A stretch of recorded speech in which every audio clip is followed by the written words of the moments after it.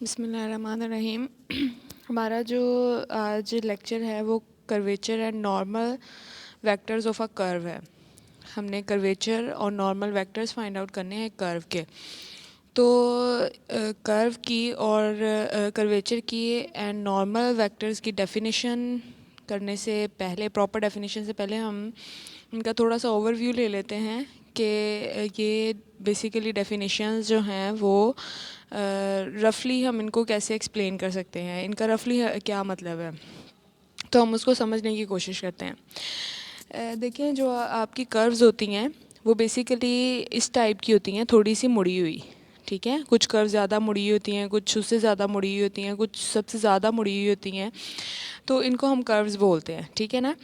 तो जो कर्वेचर है वो बेसिकली यही होता है कि एक कर्व जो है वो कितनी मुड़ी हुई है, एक कर्व जितनी मुड़ी हुई होगी उसका कर्वेचर उतना ज़्यादा होगा। यानी कि हमने देखना है कि एक कर्व कितनी तेज़ी से मुड़ी हुई है, और जितनी तेज़ी से वो मुड़ी हुई है उसी को उसका कर्वेचर बोलते हैं, उस कर्व का। ठीक है, जैसे जैसे हमारे पास यहाँ पर ऊपर मैंने कुछ कर्व्स ड्रा किए हैं, कर्व 1 2 3 4। ठीक है, अब देखें जो आपकी फ़र्स्ट वाली कर्व है वो इस तरह है। ठीक है, ये थोड़ी कम मुड़ी हुई है लेकिन बहुत कह लें कि इतनी ज़्यादा नहीं मुड़ी हुई, थोड़ी सी बस इसमें बेंडिंग आई हुई है। इसके अलावा दूसरी कर्व देखते हैं तो वो इस तरह थोड़ी ज़्यादा मुड़ी हुई है, तीसरी कर्व देखें तो वो उससे ज़्यादा मुड़ी हुई है, चौथी कर्व देखें तो वो सबसे ज़्यादा मुड़ी हुई है। तो जो फोर्थ वाली कर्व होगी इसका कर्वेचर सबसे ज़्यादा होगा।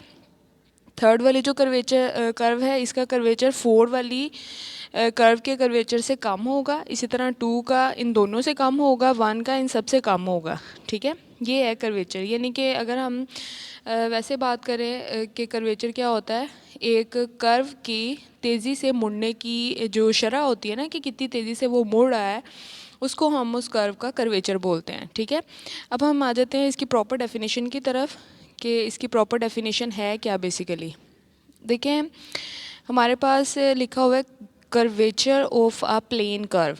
प्लेन कर्व का कर्वेचर हमने फाइंड आउट करना है, यानी कि एक प्लेन में आपको एक कर्व दे दी जाए तो आप उसका कर्वेचर जो है वो किस तरह फाइंड आउट कर सकते हैं। ठीक है, 2D में अगर आपको एक कर्व दे दी जाए तो आप उसका कर्वेचर कैसे निकाल सकते हैं। Since S is the arc length. ठीक है, अगर हम इसकी फ़िगर को समझें ना, तो इसकी फ़िगर ये है कि आपको यहाँ पर प्लेन में एक डायग्राम बना के दी हुई है। ये मेरे पास एक प्लेन है और ऐसे एक डायग्राम आपको बना कर दी गई है। ठीक है, उस पर एक जगह पर एक पॉइंट लगा दिया है, ये पॉइंट लगा दिया है, उसको उसने P0 का नाम दे दिया है। ठीक है, अब देखें कि आप लोगों ने टेंजेंट का कॉन्सेप्ट पढ़ा है। ठीक है, टेंजेंट क्या होता है कि एक ऐसा वेक्टर होता है जो कि किसी कर्व को बाहर की तरफ से किसी एक पॉइंट पर टच करके गुजर जाए। ठीक है, तो अगर हम यहाँ पर मैं इस कर्व जो यहाँ पर सही नहीं ड्रा हो रहा, यहाँ पर आपको नज़र आ रहा होगा इस पॉइंट पर देखिए कि एक टेंजेंट ड्रा किया गया है। ठीक है, इस पॉइंट पर फिर मैंने एक और पॉइंट लिया, उस कर्व पर मैंने वहाँ पर भी एक टेंजेंट ड्रा किया, फिर मैंने एक और पॉइंट लिया, वहाँ पर भी मैंने एक टेंजेंट ड्रा किया। इस तरह ये टेंजेंट्स जो हैं वो, अब देखिए ये जिस तरह ये कर्व मोड़ी है ना, ये टेंजेंट भी उसी तरह मोड़े हैं। अगर हम इस तरह कहें कि ये जो टेंजेंट हैं, टेंजेंट वेक्टर हैं, ये बेसिकली उस कर्व की डायरेक्शन को डिसाइड करते हैं, जिसकी तरफ टेंजेंट वेक्टर होगा, इसका मतलब है आपकी कर्व जो है वो उसी तरफ मुड़नी है। इसका मतलब है कि किसी कर्व को मोड़ने के लिए जो काम करता है वो टेंजेंट काम करता है। ठीक है, जैसे ही आप टेंजेंट ड्रा करेंगे आपको पता चल जाएगा कि आपने कर्व को किस तरफ मोड़ना है, वो आप मोड़ते चले जाएंगे। जैसे यहाँ पर आपको नज़र आ रहा है कि कर्व यहाँ से ऐसे गई है। कब गई है? जब एक टेंजेंट ऐसे था, फिर टेंजेंट ऐसे, फिर टेंजेंट ऐसे, फिर टेंजेंट ऐसे, फिर टेंजेंट ऐसे। इस तरह कितने ज़्यादा टेंजेंट्स जो हैं वो अगर हम उस पॉइंट पर, उस कर्व पर ड्रा करें तो हमें वहाँ पर उस कर्व की डायरेक्शन का पता चल जाएगा। ठीक है, तो यहाँ से फिर क्या हम एक डेफिनेशन निकाल सकते हैं कि rate of change of tangents with respect to the arc length, या फिर हम ये कह सकते हैं the rate of change of tangent along the curve. ठीक है, कि कर्व के अलोंग आपके टेंजेंट का रेट ऑफ चेंज क्या कहलाता है? कर्वेचर कहलाता है। जैसे जैसे टेंजेंट बदलेंगे आपकी कर्व जो है वो बेंड होती जाएगी। ठीक है, और टेंजेंट्स यहाँ पर क्या कर रहे हैं, उस कर्व की डायरेक्शन को शो कर रहे हैं, ठीक है। तो ये बात आपने कुछ याद रखनी है। ये थी इसकी मैथमेटिकली डेफिनेशन, ठीक है, और ज्योमेट्रिकली डेफिनेशन ये थी। अब हम इसको ड्राइव करते हैं कि इसका फॉर्मूला क्या बनेगा, ठीक है। जो भी हमने कॉन्सेप्ट अभी समझा है उसके अकॉर्डिंग इसका क्या फॉर्मूला बनता है, अब हम उस फॉर्मूले की तरफ चलते हैं। हमारे पास है since S is the arc length, ठीक है, एस जो है वो आर्क लेंथ है, यानी कि ये जो आपके पास कर्व होती है ना, ये इसकी जो आर्क लेंथ है उसको हम एस से डिनोट करते हैं, ठीक है। और आप जानते हैं कि अगर हम D S over D T करते हैं, ये फॉर्मूला आप लोगों ने पहले पढ़ा होगा। D S over D T जो होता है ना, वो स्पीड का फॉर्मूला होता है, ये वाला, ठीक है। इससे हमें स्पीड मिलती है जिसको हम वी मैग्नीट्यूड से शो करते हैं। एक होता है D R by D T, उससे आपको वेलोसिटी मिलती है, और वेलोसिटी एक वेक्टर क्वांटिटी अगर आपको याद हो तो, क्योंकि यहाँ पर जो आर है ये आपके पास एक पोजीशन वेक्टर होता है, लेकिन यहाँ पर जो एस है ये बेसिकली एक डिस्टेंस होता है, एक लेंथ होती है, ठीक है। तो अगर आप उस लेंथ को डिफरेंशिएट करें विद रिस्पेक्ट टू टाइम तो फिर आपको स्पीड मिलेगा, ठीक है, वेलोसिटी नहीं, स्पीड मिलेगा। और स्पीड को हम वी मैग्नीट्यूड से शो करते हैं, तो इसलिए मैंने जो D S by D T है उसको मैंने वी मैग्नीट्यूड यहाँ पर लिखा हुआ है, ठीक है, which is speed.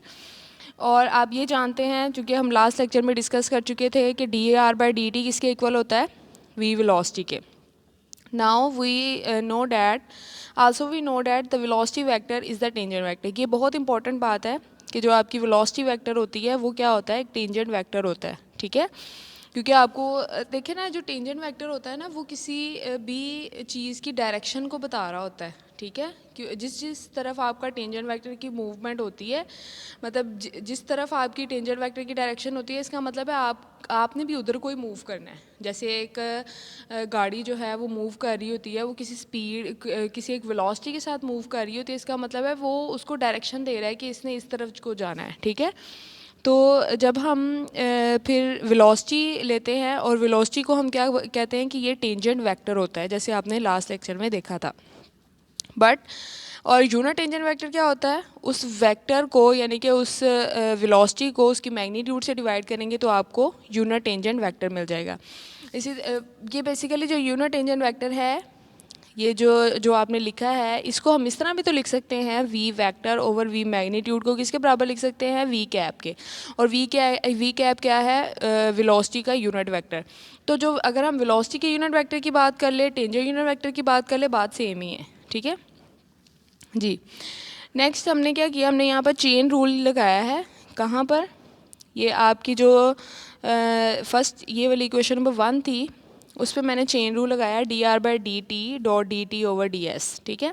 D T मैंने जो है वो डिवाइड भी किया और मल्टीप्लाई भी किया, तो यहाँ से D R by D T तो वैसे रहेगा। इस वाली इक्वेशन में मैंने क्या किया है कि मुझे D S by D T चाहिए, तो मैंने D S by D T कर लिया। अब आपको पता है कि जो D S by D T है वो चीज़ किसके इक्वल है, वो वी मैग्नीट्यूड के इक्वल है। अभी आप ऊपर पढ़ के हटे हैं, ठीक है। मैंने D S by D T की जगह पर क्या सब्सटीट्यूट कर दिया, V magnitude dot D R by D T वैसे रहेगा। अब D R by D T क्या है, V magnitude dot 1 over we magnitude, ठीक है। तो ये अब इसका मतलब है मैंने यहाँ पर D R by D S की वैल्यू ये वाली निकाल ली है, ठीक है। वो क्या है, ये V vector over we magnitude, और V vector over we magnitude अभी हमने बात की थी कि वो चीज़ क्या है, वो यूनिट टेंजेंट वेक्टर है, और उसको हम टी से डिनोट करते हैं। इसका मतलब जहाँ टी लिखा होगा वहाँ हम ये चीज़ भी यूज़ कर सकते हैं, वहाँ पर हम ये चीज़ भी यूज़ कर सकते हैं, ठीक है, D R by D S. यानी कि यूनिट टेंजेंट वेक्टर का क्या फॉर्मूला होगा, अगर हम उसको डेरिवेटिव की सेंस में देखेंगे तो वो पोजीशन वेक्टर का चेंज होगा with respect to arc length. वो क्या आती है, वो हमारे पास टेंजेंट यूनिट टेंजेंट वेक्टर आता है, ठीक है जी। नेक्स्ट है, अब जहाँ पर ये मैंने जो टी की जगह पर यूज़ की है term D R by D S, ये आपने याद रखनी है कि ये कैसे आई है। नेक्स्ट है, since T is a unit vector its length remains constant, ठीक है। टी चूँकि यूनिट वेक्टर है, इसकी लेंथ कांस्टेंट रहेगी, and only its direction change its position move along the curve. सिर्फ इसकी डायरेक्शन चेंज होगी, जैसे अभी आपको बताया था कि अगर हम ये कर्व ले रहे हैं, ठीक है, तो ये आपका टेंजेंट है, इस पॉइंट पर आपका टेंजेंट इस तरह हो जाएगा, इस पॉइंट पर टेंजेंट इस तरह हो जाएगा। तो इनकी जो डायरेक्शंस हैं वो चेंज हो रही हैं, लेकिन इसकी लेंथ कांस्टेंट है। अब यहाँ पर वो प्रॉपर डेफिनेशन आती है, the rate at which T turns per unit of length, ठीक है, अलोंग द कर्व। अब यहाँ पर वो क्या कहता है, the rate at which T turns per unit length, T जो है वो टर्न करता है पर यूनिट लेंथ, यानी कि वो एक ही लेंथ होती है, उसकी लेंथ नहीं चेंज होती, वो एक ही लेंथ के साथ मूव कर रहा होता है, ठीक है। और अलोंग द कर्व, वो उस कर्व के साथ साथ ही मूव करता है, ठीक है। इट्स चेंज करता रहता है, ठीक है। The is called the curvature, उसको हम कर्वेचर बोलते हैं, और उसका सिंबल जो है वो ग्रीक लेटर के से डिनोट करते हैं, और उसको हम पढ़ते हैं कैपा, ठीक है जी। तो जो डेफिनेशन है अब वो था आपके पास वेक्टर की फॉर्म में आया, ठीक है। ये जो D T over D S आया है ना आपके पास, ठीक है, ये जो हमारे लास्ट पे आंसर आया, क्या आंसर आया हमारे पास, यानी कि हम रेट ऑफ चेंज ले रहे हैं टी का, रेट ऑफ चेंज उसने वहाँ पर वर्डिंग की फॉर्म में लिखा है, मैं उसको मैथमेटिकल फॉर्म में चेंज कर रही हूँ। कैसे कि उसने कहा है rate of change T as per unit length along the curve. तो रेट ऑफ चेंज की जब बात करते हैं, इसका मतलब आप टी का डेरिवेटिव ले रहे हैं with respect to along the curve, और अलोंग द कर्व क्या है, आर्क लेंथ, और with respect to S D S. अब देखिए कि ये जो D T over D S है, ये बेसिकली एक वेक्टर है, ठीक है। अगर मैं इसकी मैग्नीट्यूड ले लेती हूँ तो मेरे पास यहाँ से एक कर्वेचर आएगा, ठीक है, उसको मैं कैपा का नाम दूंगी। यहाँ पर भी ये लिखा हुआ है, if T is a unit tangent vector of smooth curve, the curvature function of the curve is kappa is equal to D T by D S की मैग्नीट्यूड। यानी कि जो कर्वेचर होता है वो एक स्केलर क्वांटिटी है, एक लेंथ है वो, ठीक है, किसी उस वेक्टर की लेंथ है ये D T over D S वाले वेक्टर की।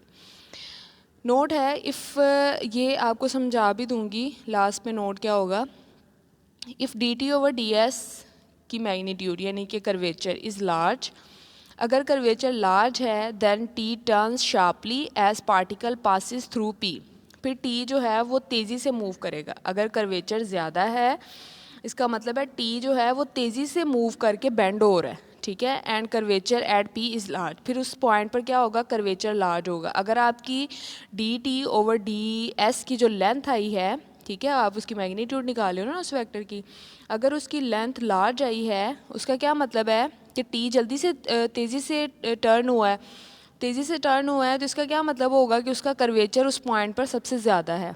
अगर वो D T over D S की लेंथ जो है वो अप्रोचेस टू ज़ीरो है, यानी कि कर्वेचर की लेंथ जो है वो ज़ीरो के बराबर आई है, इसका मतलब है टी ने स्लोली स्लोली मूव किया है, ठीक है। यानी कि वो इस तरह की फॉर्म हो सकती है ये वाली, कि वहाँ पर देखें ना टी जो है वो चेंज नहीं हो रहा है इतना ज़्यादा। चेंज होने से ये मुराद है कि जो टेंजेंट बन रहा है वो आपका ज़्यादा चेंज नहीं हो रहा, ठीक है, वो तकरीबन उसी रेंज में चल रहा है। जैसे अगर मैं स्ट्रेट लाइन की बात करती हूँ, ठीक है, स्ट्रेट लाइन में मैं यहाँ इस पॉइंट पर टेंजेंट ड्रा करूँगी, इस पॉइंट पर टेंजेंट ड्रा करूँगी, इस पॉइंट पर टेंजेंट ड्रा करूँगी, तो इसमें कोई चेंज नहीं आएगा, वो एक ही डायरेक्शन में आपका टेंजेंट होगा। तो इस सेंस में स्ट्रेट लाइन में कर्वेचर आपका ज़ीरो होता है, ठीक है। तो जितनी आपकी कर्व स्ट्रेट लाइन के रिजेम्बलेंस होगी, जितनी आपकी कर्व जो है वो स्ट्रेट लाइन की तरह की होगी, बस ज़रा सी मुड़ी हुई होगी, उसमें कर्वेचर उतना कम होगा, ठीक है। तो वो भी यही कह रहा है कि अगर आपका D T over D S जो है वो क्लोज टू ज़ीरो है, यानी कि इसकी लेंथ बिल्कुल ज़ीरो के करीब है, तो फिर इसका मतलब टी स्लोली मूव कर रहा है, ठीक है। टी टर्न स्लोली, टी जो है वो बहुत स्लोली टर्न कर रहा है, मुड़ रहा है, क्योंकि वो जितना कम मुड़ेगा, टी जितना कम मुड़ेगा, आपकी जो कर्व है वो उतनी कम बेंड होगी, ठीक है। अब ये टी के मुड़ने पर डिपेंड करता है, जितना टी मुड़ेगा आपकी कर्व भी उतनी बेंड होगी, ये बात आपने याद रखनी है। तो फिर उसका कर्वेचर भी क्या होगा, स्मॉलर होगा। तो यानी कि यहाँ से हम क्या देख सकते हैं कि कर्वेचर कब स्मॉल होगा, जब आपके जो टेंजेंट वेक्टर्स हैं वो स्लोली टर्न करेंगे। अगर वो स्लोली टर्न करेंगे तो कर्व आपकी कम बेंड होगी, और अगर आपके टेंजेंट शार्पली जो है वो टर्न करेंगे तो आपकी जो कर्व है वो ज़्यादा बेंड करेगी, और फिर कर्वेचर क्या होगा, ज़्यादा होगा।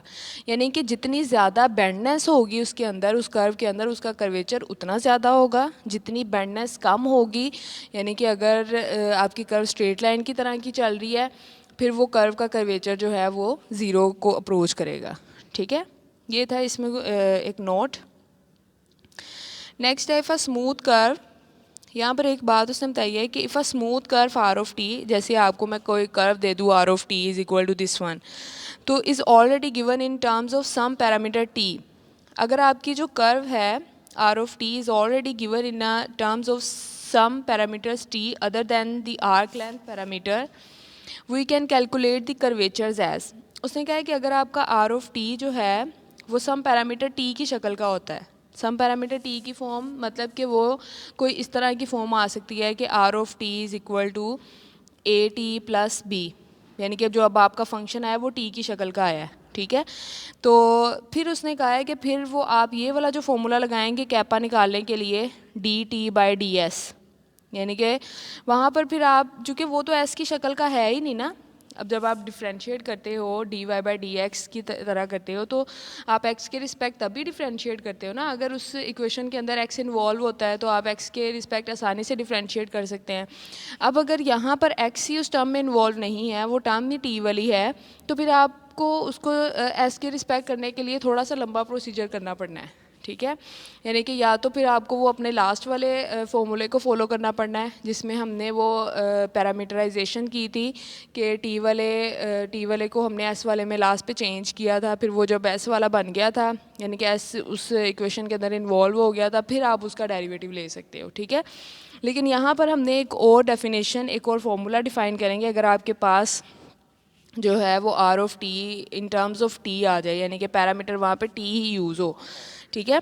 तो हम क्या करेंगे यहाँ पर, वो उसके लिए क्या फॉर्मूला हम अप्लाई करेंगे, क्योंकि हमारे पास कैपा जो है वो D T over D S magnitude के बराबर है, इज़ इक्वल टू, इस पे चेन रूल लगाएंगे, सॉल्व करेंगे, तो जो हमारे पास लास्ट पे इक्वेशन बनेगी वो 1 over we magnitude dot D T over D small T की मैग्नीट्यूड। यानी कि अगर आपके पास R of T in terms of T है, in terms of the parameter T है, तो फिर आप ये वाला फॉर्मूला यूज़ करेंगे, ठीक है, ये वाला kappa is equal to this one. लेकिन अगर आपके पास जो पोजीशन वेक्टर है वो इन टर्म्स ऑफ एस है, आर्क लेंथ की शक्ल का है, यानी कि उसमें एस इन्वॉल्व हो रहा है, टी की बजाय एस लिखा हुआ है, तो फिर आप उसको टी वाले ये वाला फॉर्मूला लगाने की फिर ज़रूरत नहीं है, फिर वो आप एस वाले ही लगा सकते हैं, ठीक है। नेक्स्ट है फॉर्मूला फॉर कैलकुलेटिंग कर्वेचर। ये आपको कर्वेचर को निकालने का फॉर्मूला वो ऊपर भी बता दिया था, ये नीचे भी मैंने बताया है कि कर्वेचर क्या है, 1 over we magnitude d T over d capital t over D small T की मैग्नीट्यूड। ये जो कैपिटल टी है ये बेसिकली आपका यूनिट टेंजेंट वेक्टर है, ठीक है। और यूनिट टेंजेंट वेक्टर की क्या वैल्यू है आपके पास, v ओवर v मैग्नीट्यूड। यानी कि जब आपने कैपा निकालना है तो आपने क्या करना है, आपको उसमें t भी निकालना पड़ना है पहले, और फिर आपको उसको v की मैग्नीट्यूड भी निकालनी पड़ेगी। जब आपके पास t आ जाएगा फिर आपने उसको with respect to t differentiate करना है, फिर उसकी मैग्नीट्यूड लेनी है और फिर उसकी 1 ओवर फिर उसको v मैग्नीट्यूड से डिवाइड करना है, फिर जो आंसर आएगा वो आपका कर्वेचर होगा, ठीक है। ये नीचे एक एग्जांपल है, here we find the curvature of a circle, we begin with the parameterization, ठीक है। आप देखेंगे आपके पास जो टर्म है आर ऑफ टी, ये टी की फॉर्म की है। अगर इसमें टी की जगह पर एस होता, यहाँ पर भी टी की जगह पर एस होता, फिर मैं वो वाला फॉर्मूला यूज़ कर लेती, कौन सा, kappa is equal to D t by D s, फिर मैं ये वाला फॉर्मूला यूज़ कर लेती, क्योंकि इसमें मुझे जो टी निकालना है उसके लिए मुझे ये फॉर्मूला यूज़ करना पड़ना था, ठीक है। फिर मैंने चूँकि v निकालने के लिए आपको इस r वाली का डेरिवेटिव लेना पड़ना था, फिर उसकी मैग्नीट्यूड लेनी है, फिर आपने इनको डिवाइड करके t निकालना है, जब t निकल आएगा फिर उसको simply with respect to s differentiate कर लेना है, ठीक है। और अगर आपके पास जैसे कि अब यहाँ पर है t की शक्ल में है, तो अब आपने क्या करना है, अब आपने इसका निकालना क्या है, आपने इसका कर्वेचर फाइंड आउट करना है, यानी कि कैपा निकालना है। और कैपा निकालने के लिए आपने फॉर्मूला, आपको पता है कौन सा फॉर्मूला आपने अप्लाई करना है। अब देखें कि यहाँ पर मुझे दो चीज़ें रिक्वायर है, दो चीज़ें मैंने निकालनी हैं, वो कौन सी हैं, टी निकालना है और मैंने v की मैग्नीट्यूड निकालनी है। और t को निकालने के लिए अभी मैंने इसका फॉर्मूला बताया कि वो v ओवर v मैग्नीट्यूड है, ठीक है। तो हम क्या करेंगे, v वेक्टर जो है वो हमें कैसे मिलेगा, क्योंकि ये r ऑफ t है, इसको डिफ्रेंशिएट करेंगे तो हमें क्या मिल जाएगा, वेलोसिटी मिल जाएगी, और इसकी मैग्नीट्यूड लेंगे तो हमें v मैग्नीट्यूड मिल जाएगा विच इज़ a। तो हम t कैसे निकालेंगे, हम v को v की मैग्नीट्यूड से डिवाइड करेंगे तो हमारे पास t आ जाएगा जो कि ये आ रहा है, ठीक है। अब हमने d t by d capital t over D small t कैसे निकालना है, हमने उसको डिफ्रेंशिएट करना है t वाली टर्म को विद रिस्पेक्ट टू t, इसको हमने डिफ्रेंशिएट करना है विद रिस्पेक्ट टू t। जब हमने इसको डिफ्रेंशिएट किया है तो हमारे पास ये वाली फॉर्म आई है, ठीक है। अब हमने चूँकि इसका मैग्नीट्यूड भी लेना था, फॉर्मूले में है 1/v magnitude into D T over D small T की मैग्नीट्यूड, दोनों की मैग्नीट्यूड है, तो हमने दोनों की मैग्नीट्यूड निकालनी है। D T over D T की भी मैग्नीट्यूड निकालेंगे, वो 1 आएगी। अब हम उनके आंसर्स को इस इक्वेशन में पुट कर देते हैं। v मैग्नीट्यूड का आंसर a है, ठीक है। तो हम क्या लिखेंगे, इस फॉर्मूला मेरे पास ये था, मैं 1 की जगह 1 लिखूँगी, v मैग्नीट्यूड की जगह पर a सब्सटीट्यूट करेंगे, और D T over d capital t over D small T की मैग्नीट्यूड का आंसर क्या आ रहा है 1, जो कि हमने यहाँ से निकाला है, ठीक है। वो हम जब मल्टीप्लाई करेंगे तो 1/a आ जाएगा। यानी कि यहाँ पर जो हमारे पास कैपा आया है वो किसके इक्वल आया है, 1/a, मीन्स कि यहाँ जो a था वो रेडियस था उस सर्कल का, क्योंकि वो इक्वेशन सर्कल की थी, ठीक है। यहाँ तक तो था कर्वेचर का, ठीक है। उसके बाद हम अपने नेक्स्ट लेक्चर में जो है वो नॉर्मल वेक्टर की डेफिनेशन पढ़ेंगे और उसके कुछ क्वेश्चंस करेंगे। क्वेश्चन बहुत आसान है, बस इसको समझना ही था कि कर्वेचर क्या होता है। अब अगर आपको इसमें कोई डिफ़िकल्टी हो तो आप मुझसे डिस्कस कर सकते हैं।